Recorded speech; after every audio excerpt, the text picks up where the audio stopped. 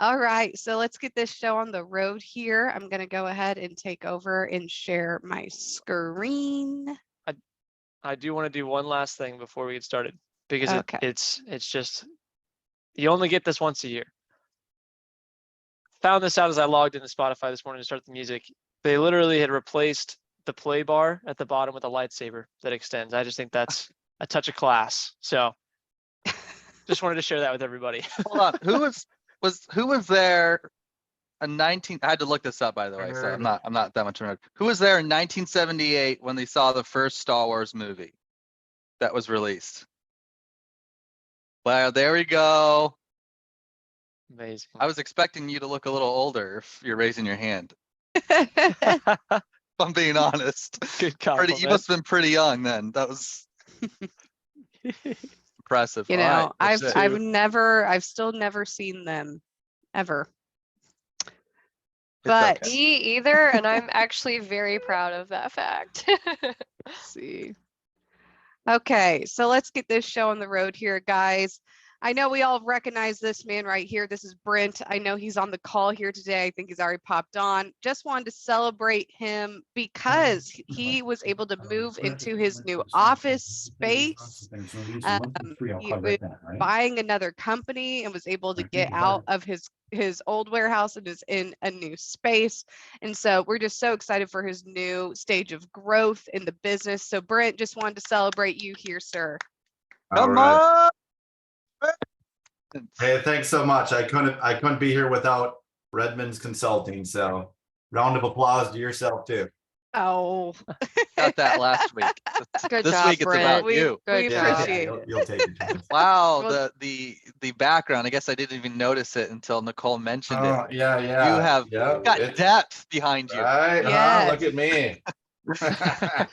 Yes, it's a classy space. Thank you. Well, yes. Well, I would love to celebrate wins with the rest of you guys. If anybody has a win they would like to share, we'd love for you to unmute and just go ahead and share your win. We celebrate them small and large. And so if anybody has a win to share, just go ahead and unmute and fire away.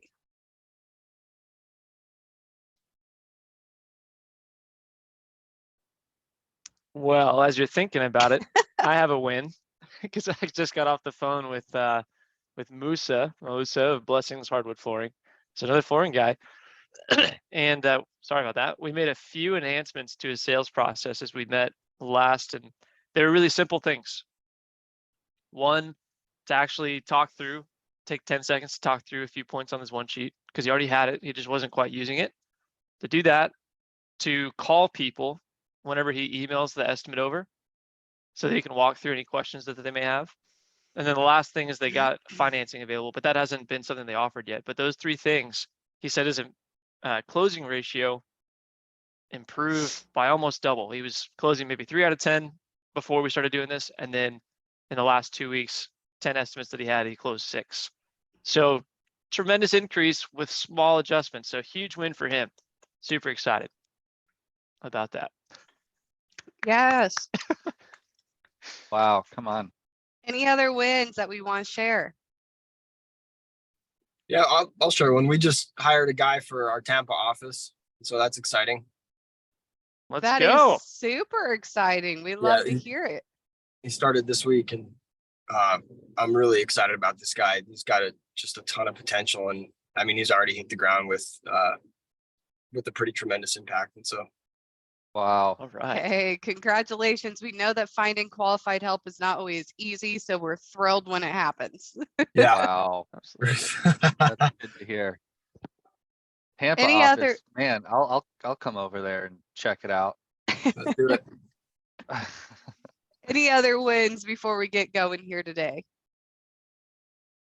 Going once, going twice. All right. We're going to get this show on the road. So what we're going to be talking about today, and I have a feeling, I could be off base, but that quite a few of you here have maybe struggled with this before. Who has been in a position where they feel like they do not own their schedule, but the business owns them compared to them, owning it? Has anybody been in that position before? Could I get a head nod, show of hands? Just yes, hallelujah, amen, been there. If anybody wants to share what that might feel like, when you're just feeling like the business is running you, has anybody felt that way? I have, Nicole, Jonathan, actually, and I had a talk last week about this. It's very overwhelming, and so we're trying to just, one step at a time, but it's definitely something I'm excited to move out of, and I'm taking the steps to, but it's feels like there's just a huge weight on my shoulders all the time. Oh yeah. Oh yeah. I really appreciate you sharing, Bridget. And you're definitely not alone. I think everybody on this call can all say that they have been there, that they have felt that way as well. And so Very true. I appreciate you sharing. And your business does come in stages. There's going to be some stages where you're going to feel like, hey, this is easy peasy. I can do this all day long. And then there's other stages where you're going to be like, I'm running around like crazy. But the time to take ownership over your schedule and to get stubborn with it, there is never a good time. It's just a matter of doing it. And so that's what we want to talk about here today. So I love this quote. It's productivity is never an accident. It is always the result of a commitment to excellence, intelligent planning, and focused effort. Dude, right This there, I is- could just leave that and that's good. That is This good. is the whole call. It's so true. If you're in a position where you're like, gosh, I just feel like I'm working really hard and I'm never getting anything done. I'm a little hamster on this little wheel and I'm running really, really fast and I'm just not getting anywhere. I'm doing a lot and somehow not doing anything at all. If you've ever felt this way, this is an opportunity to challenge your belief system, to challenge the way you're currently going about your schedule and going about kind of your entire business. Sorry, guys, I'm coming out of a little bit of a cold here, so I'm sorry. I'm hoping I sound a little bit more like a DJ host compared to sick, but we'll get through it. So you have to make a conscious choice to live above chaos, completely pig-headedly dedicated to your schedule. Tim Redmond, he always used to use this example of when we're maybe struggling to implement something or to get a client to implement something. An example he would always give is you're just throwing leaves in the air. And anytime I try to get a client to commit to their schedule, a lot of times that's kind of the reaction I get is they're throwing these leaves in the air of all these excuses of why they can't do it, why it doesn't work, why it could never happen. And all that is that's just leaves in the air. You're just throwing up these excuses of why it can't happen, where we've got to shift our focus. We got to shift our belief system of believing, hey, this has to happen. What's the alternative? There is nothing more valuable in your time, especially as the business owner. There is nothing more valuable than the time that you have and the time that you give. And so how and when do I start? I'm sure you guys are all familiar with this logo. I thought it was very relevant to this topic because anytime that I am trying, and I'm sure some of my fellow coaches can probably empathize with me here, when I'm trying to get a client to start using a calendar, start committing to their schedule, I just kind of want to grab them by the shoulders and just be like, just do it. Just do it. I don't know what else to tell you. Like, you're just going to have to do it. You're going to have to commit to it because there's never a good time to start. There isn't. You're never going to have this magical moment where it's like, oh, wow, I have nothing going on today. Let me commit to my schedule. You're a business owner. You always have something going on. You're never going to have that perfect moment. You're just going to have to do it. No more of these excuses of it's just too busy right now, or Everything is a burning fire, Nicole. How can I have a schedule? Everything's a burning fire. Or I have to do it all because no one else can. Or I don't have a scheduling software. Or I don't keep a calendar. It's all in my head. Or I don't like computers or technology. And so I don't want a calendar. Or my favorite, it's just really hard. And I get it. It is really hard to commit to your schedule, to commit to your time, to commit to this process. But instead of looking for reasons why it cannot work, we have to focus on why it has to work. Because what's the alternative? Has anybody ever been in a position, and maybe you're in this position right now, where you feel like the business cannot grow further than where it currently is because it's completely dependent upon you? Has anybody been there? Show of hands, head nods. You know, yes, we've all felt this way at a time where the business is completely dependent. It is completely built around me and it can't grow further. This all starts with your schedule and how you are honoring your time. That is where that starts. And so if we cannot start here, you are going to continue to struggle to get out of that cycle, to get out of that phase of the business is completely dependent upon me. The business owns me compared to me owning it. And so let's talk about how to make that a little bit easier. One thing, actually, I go to a CrossFit gym, and one of the trainers says this all the time when we have a workout that seems simple. You know, it's only a couple of things, but that doesn't mean it's easy. And she says that simple and easy are not the same things. And that is very true. And that's very true in this case. Getting stubborn with your schedule, starting to use a calendar, starting to use a schedule is a rather simple thing. And you might be looking at me, Nicole, and be like, I realize it's simple, but that doesn't mean it's easy. I 100% agree. It's not easy, but it is simple. Let's talk about the ways that we can make it easier. First, having a gatekeeper. This can also be translated to an office person, a project manager. Essentially, this is somebody who stands in between you and the rest of the world. If your phone is still the main phone number for the company, you are going to have a very hard time having a set schedule and being able to commit to it. And so if you are in a position where you're thinking about hiring an office manager, if that's the next stage for you, curious if it is, talk to your coach. That would be a first step to really allowing you to own your schedule. That office person is also your biggest ally in owning your schedule. Why? Because they're screening your calls, they're screening your emails. There's oftentimes scheduling stuff in your calendar. So they are your biggest ally when it comes to getting you to commit to your schedule. They're also going to be the person who's probably going to be the most pissed off when you don't keep your schedule, because they're the ones plugging stuff into your schedule. And so having that gatekeeper, having that office person, that ally is going to be one of the biggest ways to really make this process easy. And you need to sit down with them and say, hey, I'm going to be a little bit resistant to this. Change is hard. And as a business owner, we kind of get into the mindset of, I see it and I solve it. And I solve it now. I do it. And your office person will really help you build that into your schedule compared to you just running around trying to solve everything all at once. One thing, and this is actually, I didn't have this on, and I should have had this on this PowerPoint when I first created it, but I talked to Brent with custom installations on Monday, and I was telling him this was going to be the topic. And one thing that he said is that the thing that's helped him the most is having one calendar for everything.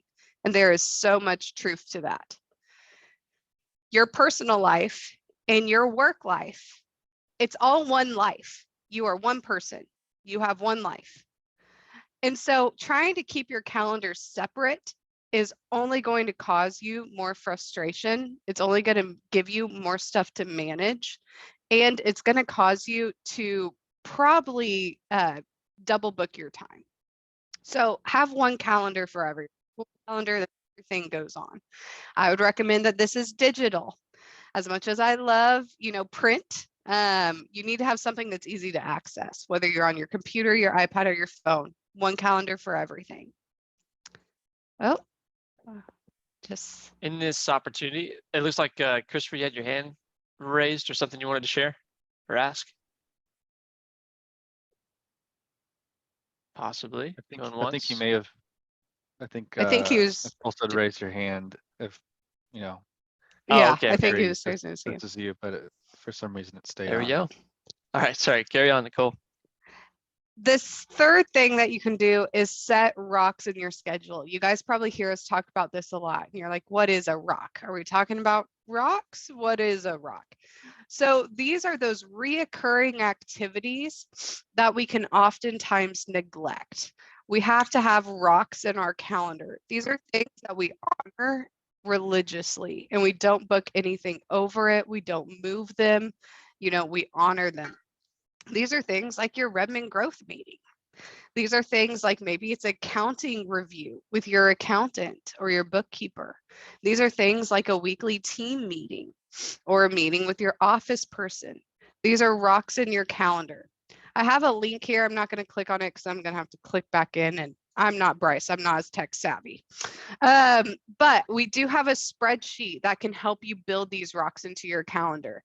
What you are going to find is you have a lot more time than what you think you do. And when you actually are intentional with your time, you're going to realize that you're a lot more productive. And so we have this spreadsheet where you plug in your rocks in your schedule, and then you're able to see all the other time that you have to dedicate to all of your other activities. This is one of my favorite things to talk about. Plan for the unpredictable. You are a business owner. This is the life that you've chosen to live. That means that the burning fires are going to happen. Chaos is going to happen. This is the life you've chosen to live. You are a business owner. Now, there are things we can do to reduce the chaos, but you're still going to encounter some chaos, part of it. And so let's plan for that, okay? Let's have a set hour every single day because we know we're going to need it, where we're putting out burning fires. One thing that Robert Redmond had to teach me, because I am not a procrastinator. I like to get things done immediately. I like to address them immediately.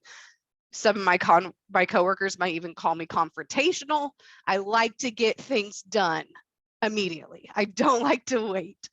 And so this was a hard concept for me. If I had an issue, I had a issue or something, I wanted to go to Robert Redmond, our boss, immediately. And I wanted to address it immediately, because that's the way my mind works. And I'm feeling that's the way you all work as well as business owners. One thing that he taught me is he was like, Nicole, if we address this right now at 9 a.m., or if we address this during our set meeting from 11 to noon, what's going to be the difference? Is there going to be a difference?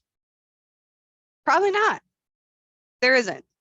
Even if this would have happened at 2 p.m. today, and you didn't have that meeting with me until 11 a.m. the next day, what would be the difference between solving it right now and solving it then? And that is so true. And it was hard for me to accept that. I had a situation where I had a client who was kind of mean to me, and I wanted to address it with Robert. And so I felt emotional about it. I was having an emotional moment. You guys might feel that way when you have a customer that's being a Karen, or somebody who left a negative review, and you never even did work for that person. You want to stop everything and address it right now. But what's the difference in between addressing it right now or during that set time that you have? And it's all about setting expectations. If you have an office person who's screening phone calls for you and you have an angry customer, that office person can tell them, hey, I'm going to deliver this message to them. They will give you a call back. I have a set time for them. It's actually in between noon and 1 today, where they return calls like this one. It's all about setting expectations. And so whether you address that right then, or if you wait till your burning fires hour is what I'd call it, and I plug it into your calendar every single day. This is the time where I address those issues. Now, if you have, a employee that falls off a roof or something like that, address it right then. That is an emergency. Totally get that. But start to be pretty stubborn about what is an emergency and what's not an emergency. And make it clear to your employees. That's something Robert had to do with me of, hey, Nicole, this is not an emergency. We don't need to address it right now. Be intentional about that. Give yourself more time than you think you need. I feel like business owners have a bit of a hero complex sometimes. We think we can get everything done very quickly. You can't. And so let's give ourselves more time than we think we need. If you have a set time in your calendar where you're doing estimates, you have this is my estimate time. Give yourself more time than you think you need. And then once you get in the habit of owning your calendar, you might be able to start trim it down. You may. But let's give ourselves more time, especially in the beginning. Give yourself a lot more time than you think you need. And then start trimming your calendar from there as you get into your habit. If you don't give yourself more time than you think you need, what it's going to cause is going to cause you to stop using your calendar because you're not going to see the point if you're constantly overlapping things or not able to get to things. And so be stubborn about that. Don't neglect that. This is something that I learned doing this job. Because we all, or at least most of us, we all carry around clipboards with lovely notes and to-do lists scribbled all over it. I have a master to-do list that's on my computer. That's everything that I need to do, everything that I need to get done. And then I have a daily to-do list. That's only the items that I'm going to get done that day. So what I do in the mornings, I usually get here around 7:30. My first meeting usually isn't until 8. And so I sit down and I look at my calendar and I look at all of my set meetings that I have throughout the day and I see the gaps in my calendar. And then I look at my master to-do list and I say, okay, in these gaps in my calendar, what time do I have available to knock out some to-do list items? And I move over from the master to-do list, the items that I'm going to get done that day, and I move them to my daily to-do list, and I print that to-do list off. Why? Because in our brains, if we pull up that master to-do list, we are immediately going to get overwhelmed. There's a lot on there. If you just take the items that you're going to get done that day and you print them out, that's a lot more digestible. That's a lot easier. And then you're not getting distracted when you look at your to-do list. If I pulled up my phone right now, I'd probably have about 7 notifications. I'm going to get distracted. Have a clipboard with your daily to-do list on so you don't get distracted when you're looking at your to-do list. And then this is key. If you don't get stuff done on your daily to-do list, do not add more things onto it the next day. Get the stuff done that's currently on there before you move something else on. These are little habits that are going to allow you to be a lot more productive. You might think I'm doing a lot less. You're not. You're actually going to be amazed about how much more you're able to get done because you're being so much more intentional. You're not living in the chaos. You're not living in that throwing of leaves where it's just chaos and busy and overwhelmed. You're being way more intentional with your time. One thing that Robert has taught me is that sometimes being intentional with our time means saying no to things that might seem like good opportunities, and they might be good opportunities, but they are a distraction for right now. We've got to be obsessive with what we're currently trying to conquer in our current schedule. We've got to be committed to it. The last thing here is I wanted to touch on is the Eisenhower matrix. We've talked about it a couple of times because it is good stuff. As a business owner, you probably have a hard time determining what is a priority and what isn't, what is a burning fire and what isn't, because your business has probably gotten to the stage that it's in because you've handled everything. So your knee-jerk reaction is just to see it and solve it. We can't do that anymore. Your business is going to be bottlenecked. It's not going to be able to grow past where you're currently at. So this is a really helpful tool. We even have a spreadsheet that we can give you. If you need it, ask your coach for it in a laser call, or send them an email. But this is the Eisenhower matrix that we have over here. So most things, again, your knee-jerk reaction when something comes up is to throw it into this important and urgent column. These are the things that are the loudest. It's the angry customer that's blowing up your phone. It's the employee that's blowing up your phone. These are the things that are the loudest. They're the things that typically get your attention. Now, your knee-jerk reaction is to throw everything into that column. But like we talked about earlier with having a set burning fires hour, not everything belongs into that column. The things that we need to do right now are the things that have clear deadlines. Like these are things like if I don't go to the job site right now and tell the guys what they're needing to do, or if I don't deliver this material right now to the guys, the job's not going to be able to start. That is something that's important and urgent. We do it right now. You know, that falls under this category. Now, this category to me is the one that gets neglected the most. These are the not but important activities. These are things like filling out your KPIs, you know, filling out your lead tracker. These are things like sitting down and doing estimate comparisons and seeing if your pricing is accurate. These are things like your profit first distributions. These are things that are not screaming at you. They're not calling you. They're not screaming for your attention, but they are equally as important as the things that are, if not more important. So we have to schedule a time to do them, and we have to honor that time. Delegate can sometimes be hard. Do we have any business owners in here that have a little bit of a hard time delegating occasionally? Showing hands, yeah, head nods, yeah. It's hard because again, you've probably gotten to where you are because you've done it all yourself. So delegating can be a little bit tough, can be a little bit hard. But again, your business is going to be bottlenecked until you learn to delegate. And so these are things like follow-up calls, collection calls. These are things like sifting through your email. These are things like ordering materials. These are all things that you can train somebody else to do. I would be super intentional about going through your daily activities and saying, right now I have the mindset of I'm the only person that can do this. Let me go through my daily activities and let me be intentional about, am I the only person that can do this? Or could I easily train somebody else too? And be humble and go ahead, Bryce. Yeah, I'll add a quick thing here. This may or may not be the case for you, but if you have a lot of people on your team coming to you with tasks, you know, everyone will always say that their thing, whether they say it or not, is the most important, most urgent thing because it requires you to do it now.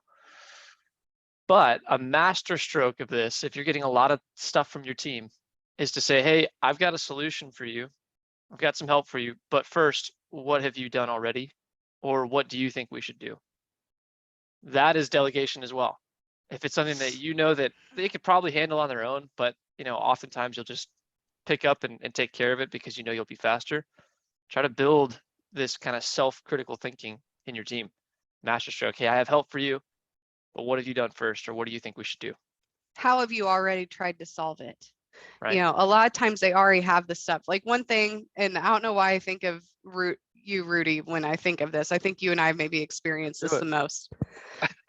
Is one of the most embarrassing things that can happen to you as a Redmond Growth employee is you bring an issue to Tim or Robert Redmond and they ask you if you've tried to Google it. Like you immediately feel quite a bit of shame. Like, oh yeah, True. I probably could have done that and I probably could have solved this. Or one thing that Rudy does, I'll ask him a question about a process or something. And he'll ask me if I looked at the documented system. I'm like, that's a great question, buddy. No. And so be stubborn with your employees. Sometimes she responds, there is no documented system. And I go, you're right. Let me work on that. So be stubborn with your employees. You know, one thing that Robert told me that really stuck with me is that sometimes the worst thing that you can do for somebody is help them. And as business owners, we can kind of get into that habit of an employee came to me and it would just be easier for me to do it for them. And so I'm just going to do it. That's not equipping them. You know, that's not equipping them to be able to solve you. That's not helping the company. That's not helping anybody other than the situation at hand. And so build a system, equip them, you know, hold them accountable to using that system. Now, delete is the fourth and last quadrant here. These are things that we just don't need our attention on. You know, these are things like you do not need to be crawling through your website all day, every day, you know, tracking who's doing what. You really don't need to be worried about responding to those negative reviews. A great hack is send it to your coach. We'll respond to it for you. You know, these are things that you just are not needed. Hey, not if you're getting 3 negative reviews a day, though. I'm not going to be doing that for you. That's your problem. That's a bigger fish to fry, though, for getting that many. These are things like worrying about the Better Business Bureau that keeps blowing up your phone, or Yelp. It's like, just ignore it, move on. You know, delete those things out of your life. They're not necessary. They're not associated to your goals. Get rid of them. Now, let's just talk about kind of the mindset in this. Mindset's really important. You need to respect yourself and others will respect you. This goes with your calendar. If you start being stubborn about your calendar and your schedule, one of the biggest and hardest transitions of this whole thing is getting your employees to respect it like you do. And so if your employees see you constantly showing up late to meetings, forgetting about meetings, not honoring your calendar, why the heck would they honor your calendar? And so you've got to respect your calendar first before you're going to get anybody else to. And so you've got to be the example. And so people need 1,000 nudges. I feel like I'm quoting the Redmonds all day here today, but this is something that Tim Redmond says a lot. People need 1,000 nudges. It probably came from how many nudges he's had to give us as his employees. But this is so true. People do. And so you have to be stubborn with your employees, with your vendors, with your customers. You've got to be stubborn about your calendar. You've got to remind them. You've got to honor it. Let's talk a little bit about meta time. And so meta time is something that we call kind of the first minutes or hour of the day. And this is a great hack for something you'll probably want to do it forever, but especially when you're first getting into the habit of owning your schedule and your calendar and your time. I would start with 30 minutes at the beginning of the day before anybody else starts work. So like I said, I get here typically around about 7:30. Caden almost beat me to the office and he was already blaring his obnoxious music. So I might have to start getting here a little bit earlier. But get there before anybody else starts work so you have no distractions. If that's not possible, lock yourself in a closet, office, whatever you need to do to have this dedicated time to yourself. This is not a time to check social media. This is not a time to check the news. This is not a time to solve or address issues. This is a time to plan your calendar for the day. What am I doing today? What are the set meetings I have to attend? You know, what are the set things, the rocks in my calendar? Looking at the calendar for the rest of the week so you can start being intentional about what the rest of your week looks like, what the rest of the time you're going to have for the rest of the week. Assure that personal priorities are also in your calendar. These are things like date night with your wife or husband. These are things like going to the gym. These are things like going to physical therapy or whatever it is that is vital to you, that's vital to your mental or physical health or your family, you know, kids' soccer practice or a tournament or whatever. Assure that that is in your calendar because those seem to be the first things that get sacrificed and they shouldn't. So be intentional about that. Select your to-do list items for the day. Open up that master to-do list and say, okay, I've got my calendar for the day already listed out. What can I knock off of that master to-do list? Let me move it to my daily to-do list. Take a moment to breathe. Get your mind right. Listen to a podcast. Listen to a motivational playlist. Drink your coffee. You know, eat your breakfast. That's what I typically do when I first get here. You know, take a moment before the chaos of the day, you know, creeps in on you, because we know it's going to happen. Take a moment, get yourself right. If you have time left over, and what I would encourage is, this is not something that we want to try to get shorter. This is more so something we want to try to build longer. So I start with 30 minutes, what I'm encouraging you guys to do with your meta time. But eventually you might want to push it to an hour, because you're going to realize how productive this time is, how beneficial it is to the rest of your day, to your mindset. But if you give yourself more time than you need, in this case, you might be sitting there not knowing what to do.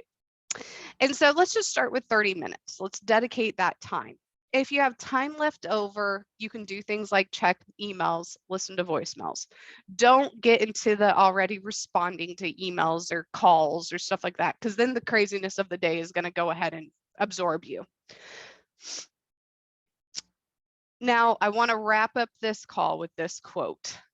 And I feel like I use this quote a lot.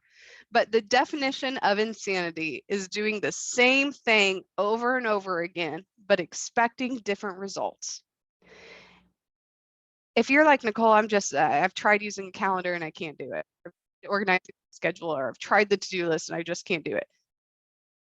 The alternative is things staying exactly the way they are. And you might be really frustrated with the way things are. Your work-life balance might suck. You know, your business might be bottlenecked. And so we've got to be willing to change. We've got to be willing to implement these things if we want different results, if we want to see that change. And so instead of looking for excuses of why it can't work, I want you to be encouraged to start looking for reasons of why it has to, and start getting stubborn about it. And so we're going to talk about that in our breakout rooms here. We also have I links saw to that those animation. spreadsheets to give you guys. And so Bryce is going to put us all into our rooms, and we'll go kind of more in details and answer any questions you guys have about this topic. Yeehaw.